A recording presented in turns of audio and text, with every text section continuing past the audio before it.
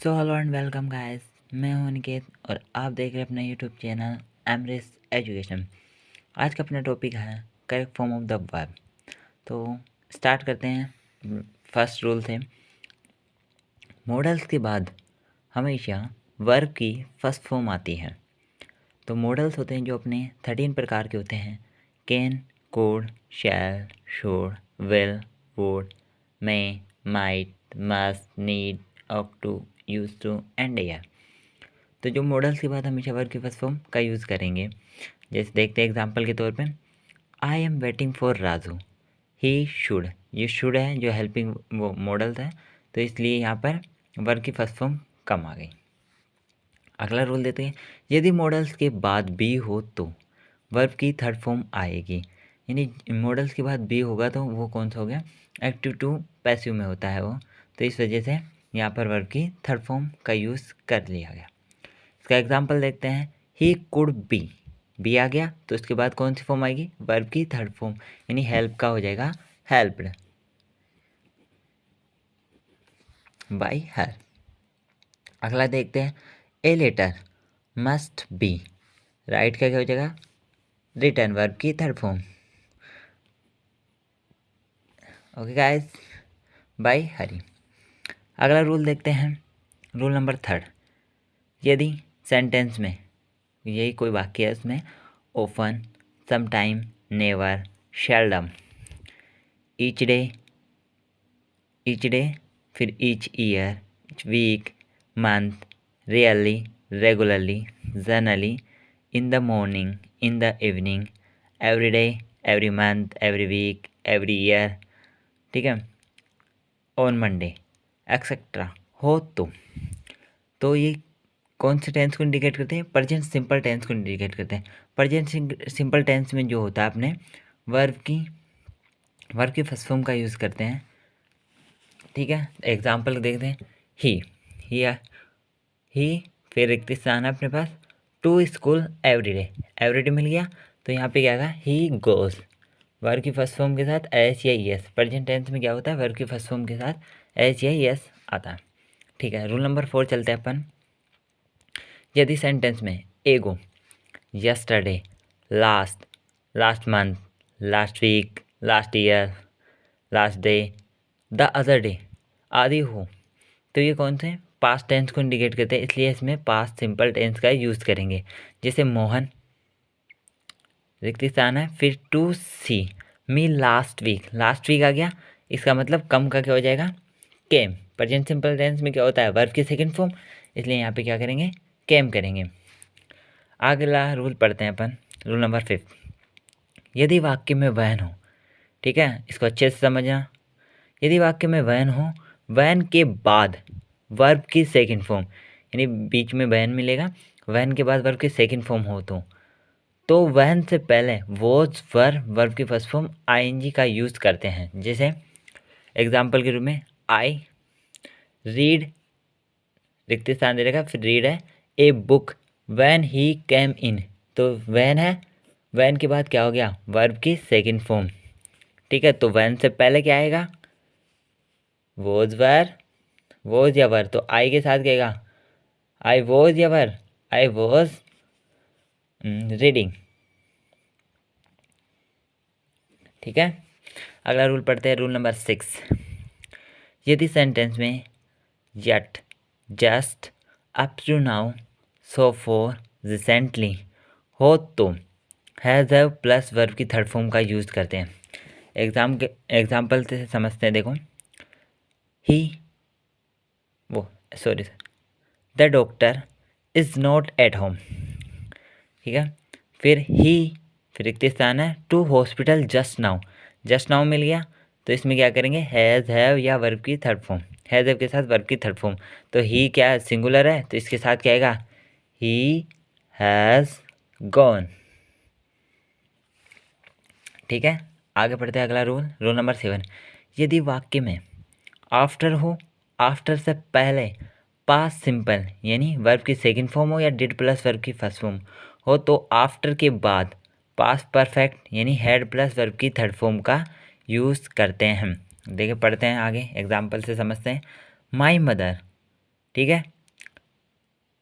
फिर washed my shirt after I, फिर एक से आना टू स्कूल, आफ्टर आ गया। आफ्टर से पहले अपन ने पढ़ा वर्ब की सेकंड फॉर्म है, ठीक है। तो आफ्टर के बाद क्या आएगा, हैड प्लस वर्ब की थर्ड फॉर्म, तो यहाँ पे हैड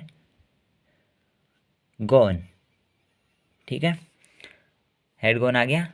अगला रूल पढ़ते हैं,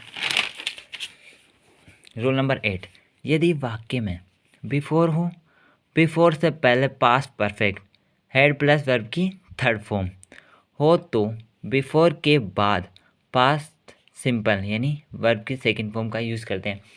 जस्ट अपन ने इससे पहले पढ़ा आफ्टर, आफ्टर का जस्ट उल्टा, उसमें पहले आ रहा था अपने वर्ब की सेकंड फॉर्म और फिर हेड प्लस वर्ब की थर्ड फॉर्म, इसमें जस्ट उल्टा हो गया, हेड प्लस वर्ब की थर्ड फॉर्म पहले आ गया, बिफोर के बाद वर्ब की सेकंड फॉर्म का यूज़ करेंगे। देखो द गेस्ट हैड गॉन, ठीक है, हैड प्लस वर्ब की थर्ड फॉर्म आ गया, बिफोर, बिफोर मिल गया, आई, फिर यहाँ पे रिक्त स्थान दे रखा द हाउस, आई तो वर्ब की सेकंड फॉर्म रीच्ड हो जाएगा, REACHED, रीच्ड, ठीक है। अगला पढ़ते हैं रूल नंबर 9, यदि वाक्य में कोई सेंटेंस है उसमें सिंस फॉर ऑल हो, तो सिंस फॉर ऑल मिल गया तो हैज़ हैव बीन वर्ब की फर्स्ट फॉर्म ING का यूज़ करते हैं। जैसे माई मदर, फिर एक तीसरा है food for 2 hours, since for all तो 4 मिल गया, ठीक है, तो 4 मिल गया तो इसके लिए क्या करेंगे, हैज़ हैव बीन वर्ब की फर्स्ट फॉर्म प्लस ING लगाएंगे, तो has have been, my mother क्या है सिंगुलर, इसके साथ क्या has been cooking, has been cooking, ठीक है। अगला रूल पढ़ते हैं, यदि वाक्य में सिंस फॉर ऑल हो, तो हैड बीन वर्ब की फर्स्ट फॉर्म ING का यूज़ करते हैं।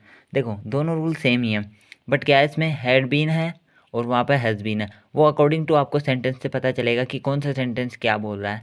जैसे जो पास्ट टेंस का सेंटेंस होगा तो उसमें हैड बीन का यूज़ करेंगे और प्रेजेंट का होगा उसमें हैज़ बीन का यूज़ करेंगे।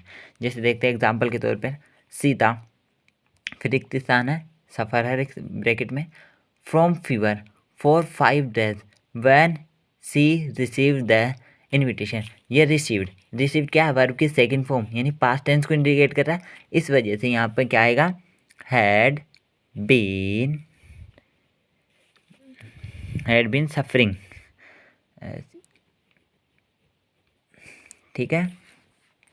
आगे चलते हैं, एक और एग्जांपल देखते हैं, यस्टरडे आ गया यानी कल, बीता हुआ कल की बात कर रहे हैं, the road were sleeping because it क्या अब क्या आएगा यहाँ पे, हैड बीन रेनिंग, जगह नहीं है इस वजह से रेनिंग, ठीक है, all night. Question number rule number 11, यदि वाक्य में सिंस हो, सिंस के बाद टाइम नहीं हो, तो सिंस से पहले हैज़ बीन वर्ब की फर्स्ट फॉर्म ING तथा सिंस के बाद वर्ब की सेकंड फॉर्म का यूज़ करते हैं।